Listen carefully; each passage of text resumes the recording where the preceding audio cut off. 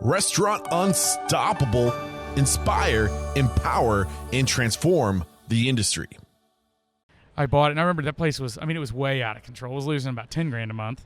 Cane and Abel's was, yeah. You kind of developed a little bit of a niche for yourself to find businesses that have good vibes, good people, but just need some operational support. Yeah, like legacy brands that needed to be cleaned up and turned around. Yeah. So I've done that. That's where a lot of those businesses you listed were all turnarounds. Okay. So like the first 10, 11 years, all I did was sort stuff out. So we came in and we bought. So the construction thing started. I didn't know what business interruption insurance was, which I think everybody should have. Okay. But I didn't know what it was. And Cane and Abel's, the bathroom ventilation fan, like the fart fan, caught on fire and burned the building down. And so the insurance wasn't enough to cover the construction and didn't have business interruption insurance. So I pieced it back together, got it back open like in a crippled state, and then started this construction company so that I could employ a couple people and that suppliers would sell me materials at cost, and essentially general contracted a third of it to subcontractors, hired a few guys that I kind of project managed, and then I physically rebuilt a bunch of it myself. So this is where your family history of having construction probably really came in, right? Yeah, it was. Growing up, I was like, this isn't a ton of fun, but when you need it, you got it. But it's as a restaurateur, being able to fix your own shit is a great skill, and especially if you're going in and you're looking for if you're basically a full-time exit strategy, right? Like you're going around, you're finding legacy brands that are done, and you're going in and you're on your own dollar and flipping it. Essentially, you're a restaurant flipper. Mm-hmm. What do we need to know? You started talking about the business interruption service, or yeah, business interruption insurance. Yeah, insurance. That's what I meant to say. Did I cut you short on that? Did you want to unpackage that a little bit more, the importance of that?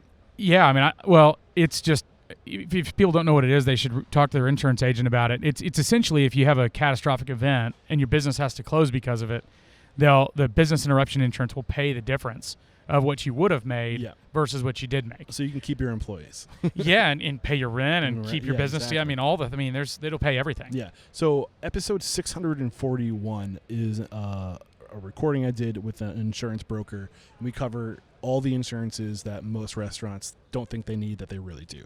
So check out that episode. One of them? Yeah, that was definitely one of them. 641 is the episode. We'll link to it in the show notes. Keep going. Yeah, as somebody who had their restaurant burned down and didn't have it, and I've paid for it ever since. And I did have another fire at one point, and I helped turn around as an advisor another group that had a fire and used it. Nice. And it happens, and you do need it. Yeah. It's important.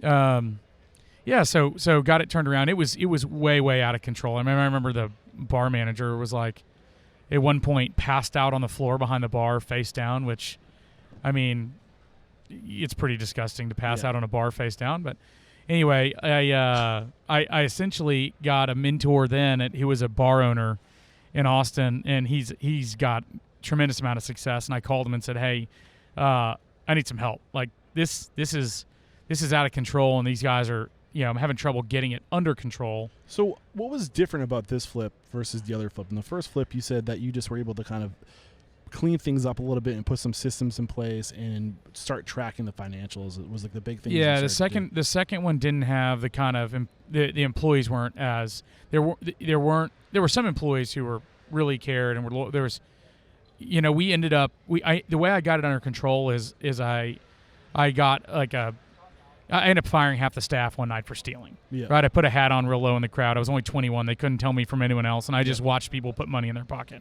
And I called them up to the servers. Yeah, and I just called them up to the office, and I'm like so worried about being super respectful to them, even though they're stealing their ass off. And anyway, I called this like 6'6" guy that I knew named Tiny, and Tiny came and sat in the dining room, and I said, "Hey, Tiny," I woke him up, and he's like, "Ellis, what's up?" And I was like, I need you to just come up here. He's like, I need you to be a witness. He's like, it's a Tuesday. And I was like, I know, but I don't want anybody like thrashing the place while I do this. Can you come up here? Yeah. So he comes up there, he sits there, and people were like, hey, we're closed. And he's like, I'm with Ellis. And they're like, what the? I was like, it's fine. He's not going to break anybody, but he is going to make sure you don't. Anyway, so he sits down, call him up one at a time. And there was only 12 employees at the time. So I called up 5. There's 10 of them working that night. It was the busiest night of the week. I called up 5 of them one at a time and said, hey, look, I caught you stealing. You're fired. Please leave. Yeah. Next one. Called the other 5 up and said, hey, look, these people got fired for stealing. I caught all 5 of them doing it red-handed. If anybody's got a problem with that, you can go to. 2 more people get up and leave. So at that point, we're down to 5 employees from 12, but we made money from that point forward. Yeah. So the advice my buddy gave me was like, just eliminate anybody who's just not going to. If they're not going to do the right thing, then get them out of there. And you have to have some non-negotiables. You have to make those non-negotiables up. Like from day one, you got to put them up front. Like this is who we are when you hire. These are zero tolerance. If we catch you stealing, like you're gone. If we catch you sexually harassing somebody, you're gone. Like, anything like that. No doubt. You got to make those things known, and you really can't budge because people like. I think that's one of those things that you're not going to change about somebody. Well, yeah, you're not going to change them, and you're only going to hurt your own culture by telling, and not just by the bad apple spoiling the bunch, but you're essentially subjecting. If those people are willing to do that, who knows what else they're doing that you're not seeing? And if you're willing to subject the people who are showing up and doing a great job and being a good teammate to having to work with somebody like that, you're not doing anybody. You're doing a real disservice to the rest of your staff. Absolutely. And that's, I think, people can lose sight of, or I think it's important to maintain sight on that your obligation as the leader is to create an environment where your team can be successful. Yeah. So just like the first restaurant, you did the facelift, you did some systems for tracking and managing better. You got rid of the cancer. You removed the people that weren't the right fit for the culture that you wanted. What else did you do? Yeah, and start cleaning up the facilities. I mean, it's interesting because with almost every turnaround, I probably turned around a dozen or so businesses, and between the construction, restaurant, printing and promotional apparel, all of it, it's always the same. There's a few fundamental things that you're just like, that doesn't really make sense. Maybe they're still doing them because they just don't understand. Maybe they're still doing them because it's hard to let go of. But it's not even about what you start doing. Most of the time, it's about what you stop doing, right? And so with most turnarounds I've ever done, we've seen a revenue reduction in the short run, but we become profitable immediately, and then we rebuild off of that. Okay, so not what you start doing, what you stop doing. What rephrase that last thing of the things that you stop doing that's important. Yeah, so it could be anything from, really expensive marketing programs that are driving unprofitable business. It could be that the managers are buried in administrative work that's generating no value, and they're not, and they feel overwhelmed and disjointed from. It could be that, you're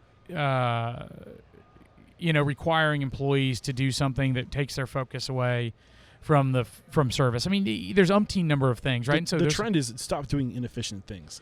Yeah, stop doing the things that aren't working immediately. Yeah, exactly. And start putting your energy into the things that are working. I love that.